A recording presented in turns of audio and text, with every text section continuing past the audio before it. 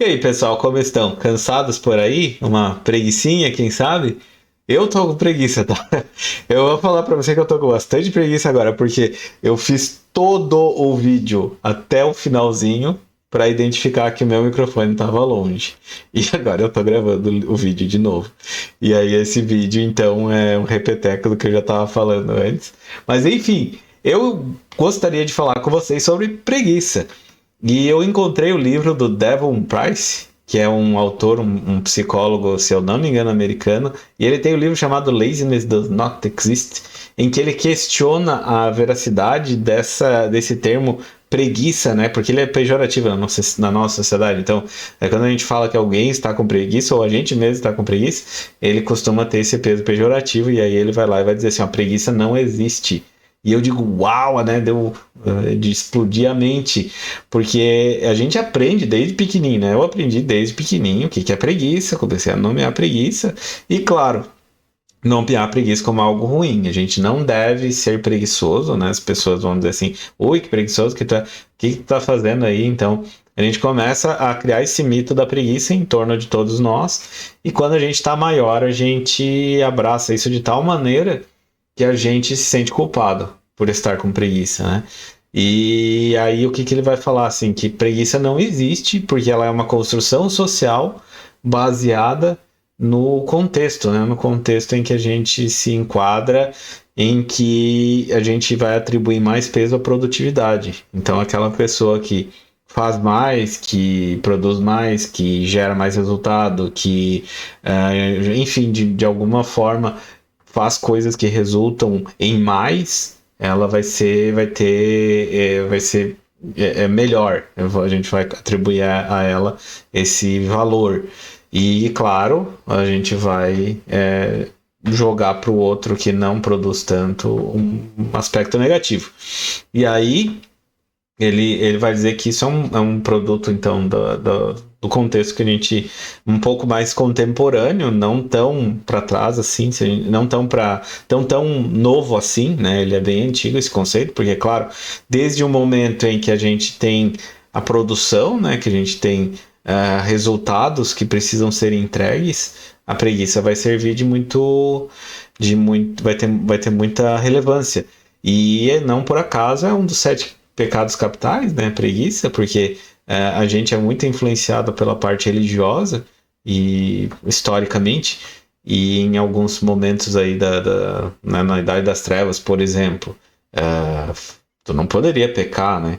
Então, e não por acaso lá a gente tinha que produzir muito, né, para entregar então para os, enfim, senhores feudais e tudo mais. Então faz muito sentido que tu tenha esse conceito fortalecido para a gente perseguir aquela pessoa que então não vai produzir, né? E fazer com que todas as outras então corram atrás e produzam, porque daí elas vão ser aceitas, vão ter seu lugar ao sol, teoricamente, né? E aí o que ele vai dizer? Que na prática, preguiça não seria algo ruim, mas seria um sinal de que a gente está atingindo alguns limites, sejam limites pessoais ou sejam limites sociais, né? E claro, pessoalmente sim, tu consegue dar nome para preguiça e ela pode até ter um propósito interessante, eu dizer assim, bah, eu estou com preguiça, né? É algo que a gente pode falar e vai dizer algo sobre a situação que a gente está vivenciando. É claro que a gente. E aí, claro, o que advém dessa. E olha aí, eu tô me perdendo no meu vídeo, porque o outro vídeo tava tão bonitinho. Mas o que eu falava? Eu falava lá no outro vídeo, inclusive, que a gente estuda um pouco sobre essa questão de preguiça lá na psicologia. Não diretamente a preguiça, mas a gente estuda sobre orientação vocacional. Eu já falei sobre orientação vocacional em alguns vídeos aqui do canal, e eu gosto muito do conceito de todo o contexto de orientação vocacional. Mas, de fato, a psicologia acaba trabalhando por esse propósito, né, criticado pelo psicólogo e pelo Devon Price, porque eu me lembro assim que a gente, dentro da orientação vocacional, só falando um contexto rápido, a gente busca auxiliar a pessoa a encontrar aquilo que ela gosta de fazer para daí ela fazer profissionalmente. Resumindo, assim, bem resumido, é sobre isso. E só que isso meio que reforça essa visão, né? Porque se a gente parar para pensar, a gente vai estar dizendo assim: se tu fizer o que tu gosta, tu vai gostar do que tu tá fazendo e tu não vai se cansar de fazer aquilo. Só que isso é irreal. Mesmo quando a gente faz o que a gente gosta, por N razões, a gente pode não estar afim de fazer aquilo naquele momento, ou pode né, estar atingindo os limites, como ele falou. Mas a gente não vai se permitir. Imagina assim, a culpa de nós mesmos, agora pensando num contexto bem individual. Imagina a gente, eu vou me usar um pouquinho. Imagina que eu estou trabalhando com sexualidade. Como eu disse para vocês, eu gosto muito de sexualidade. Então imagine que eu estou trabalhando com sexualidade e eu estaria realizado, em teoria. Só que pode ser que em algum momento, por situações que estão acontecendo na minha vida, eu não esteja afim de fazer aquilo naquele momento. Eu não estou afim de atender uma pessoa, de repente, ou mesmo não estou afim de fazer um vídeo aqui, como eu estou fazendo com vocês.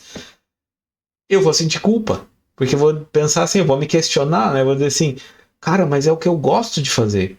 Tem alguma coisa errada comigo? Por que eu não quero fazer uma coisa que eu gosto de fazer? E é justamente aí que está o problema.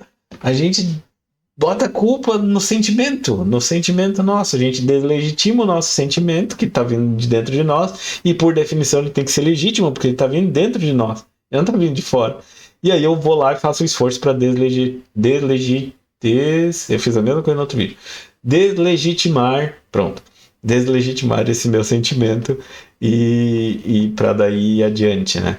E muitas vezes, então, eu vou fazer isso porque existe uma demanda social para que eu seja produtivo. Então isso acaba fazendo com que a gente sofra muito, porque ele vai fazer com que a gente não se permita parar, né? E aí eu me lembro que na época que eu estudava, tinha um livro muito famoso, que era o Ócio Criativo. E aí para vocês verem como lá nesse livro, né, a premissa dele é que mesmo quando a gente está parado, descansando, a gente pode... É ali que acontecem muitas coisas, que a gente pode ter boas ideias. Então, nesse contexto, eu vou ficar assim muito pressionado, né? Nossa, eu tô aqui descansando, mas se nada de bom surgir desse descanso, então daí eu desperdicei esse tempo. E aí pronto, de novo tu tá se pressionando a fazer alguma coisa, a gerar alguma coisa de valor, porque senão tu é inútil e tu é um preguiçoso. E um preguiçoso é um perdedor e tem que ficar lá descanteado. Então pode acontecer muito isso, né? Então eu concordo muito, fazendo meus 2 centavos aqui pro Devon Price, né? E humildemente, eu fico extremamente feliz de ter encontrado uma pessoa que está cutucando esse vespeiro e que está falando sobre essa dor que a gente tem e que, claro, para mim, além disso, o que fica e o que é válido nisso tudo é psicologicamente falando, né? A gente poder nomear os nossos sentimentos, né? Eu poder dizer, assim, eu tenho tentado treinar aqui em casa para fazer isso, de conseguir dizer, olha, tô com preguiça ou não tô disposto a fazer isso. E esse é um primeiro passo importante, né? Que daí quando eu faço esse movimento, eu começo a identificar também o que pode ser que está acontecendo, que está me fazendo eu ficar então desmotivado, que está fazendo eu ficar preguiçoso, né? Eu vou imaginar assim, por exemplo, um dos contextos que mais recorrentemente são criticados em relação a essa questão da preguiça, né? Exercício físico. Então, hoje eu não tô afim de sair correr, vou imaginar. Aí, claro, disciplina é importante, né, para tu atingir teus objetivos, mas de repente correr não é o que eu quero fazer. De repente, ou, como eu falei agora há pouco para você, de repente correr não é o que eu quero fazer naquele momento. Então eu quero fazer outra coisa. Mas é bem verdade que se eu encontro algo que eu quero fazer e em termos de exercício físico, algo que eu tenho vocação para fazer, eu tenho vontade de fazer aquilo com mais frequência. Então eu vou ficar mais aderido a esse esporte específico ou a essa atividade física específica do que se eu ficar me forçando a fazer uma coisa que eu não tô feliz de fazer, eu não tá me trazendo, né? Enfim, lá dentro de mim eu não me sinto bem depois que eu fiz. ou durante ao fazer, ou quando eu parto daquilo, quando eu vou partir daquilo para fazer, né? Então, é bem importante isso para mim. Pessoal, e é isso então, né? Você também acredita que a preguiça não existe? Me conte aí nos comentários o que você acha sobre esse conceito aí um pouco polêmico, né? Ou se você tiver com preguiça, então daí você não escreve, não se force a fazer nada disso, tá? Forte abraço para todo mundo e até a próxima.